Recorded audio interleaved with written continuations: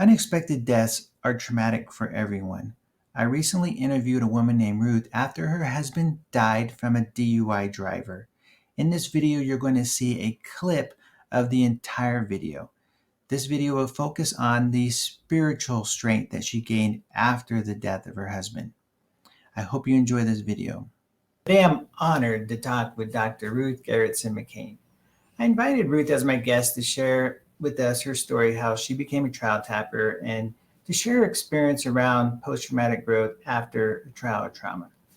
Now, Ruth had a tragic experience in her life when one night we were working together and co-facilitating some family therapy groups inside of the prison when I'm sad to report that her husband Brian was hit by a drunk driver and died from his injuries.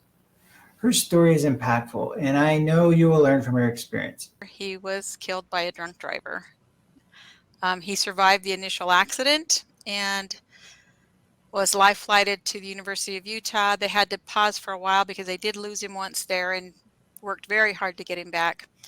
Got to the hospital and the ambulance team came in and let us know that he was a fighter. He was working very hard, that, he was not doing great, and then shortly after, the doctor came in and said that while preparing him for surgery, they lost him again and unfortunately could not get him back. As you can imagine, when we combined our families, we brought 12 children together total.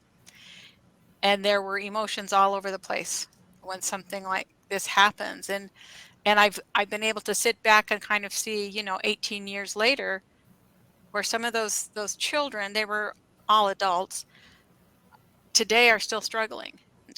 I tend to believe that we are connected, however it's configured universally for eons. We are connected, and so again, that whole idea and that attitude around, for me, that existential, that spiritual strength comes from having had a pretty eclectic base in such things, and yet the work that I've done around my profession, and especially around folks, as you know, Hugh, around folks with drug and alcohol issues and things of that nature, that being able to bring in again something greater than ourselves. Yeah, I love that, and I appreciate you sharing all that and how that connects so well with post traumatic growth. And when I hear that, this spiritual connection is powerful for a lot of people, and even the people that I work with counseling as they come in and for various trials.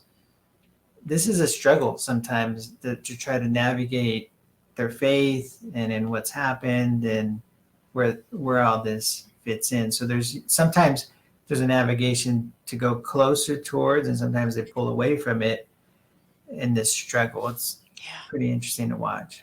It's kind of like the whole attitude around forgiveness, right? When we think about forgiveness, and it's like, well, you've got to forgive and forget. Well, I tend to think forgiveness is critical. And I know my family, some of my family, those who knew me were not surprised, but forgiving the man who killed my husband was actually pretty easy. I felt angry. I felt all of these other things, but forgiveness was a non-issue, if you will, because again, I was honoring my husband because he practiced and demonstrated forgiveness. Now, that does not mean I need to go have, a soda with this gentleman necessarily, but I was one who, at his parole hearing, spoke and requested that he be released from prison.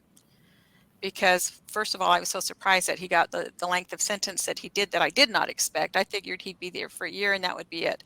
But it was actually a minimum of 5 years and such. And so I joined with his family.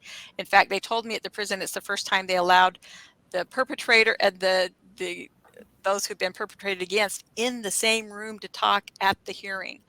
Because I said, we're all on the same page here. We just need to get this done because I had a pretty busy schedule. And so it was important for me to say, I'm here to honor my husband, which is no, I want him to be able to, this man to be able to go home. And I'll never forget when he turned to my family and said, I took Brian's life. He saved mine.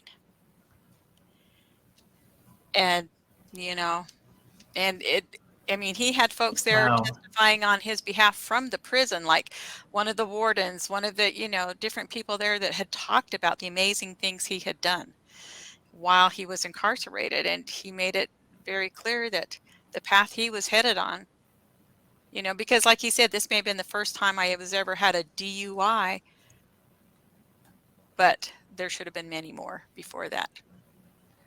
Well, that takes a lot of courage for you to do that. I don't know how many people would do that in the audience, but I'm glad you're sharing that story with people. And I hope you enjoyed this video explaining Ruth's spiritual strength. If you want to watch the entire video, please go to my channel to watch the rest. If you found value in this, please like this and share it with someone else. I hope to see you in the next video about post-traumatic growth. Thanks for watching.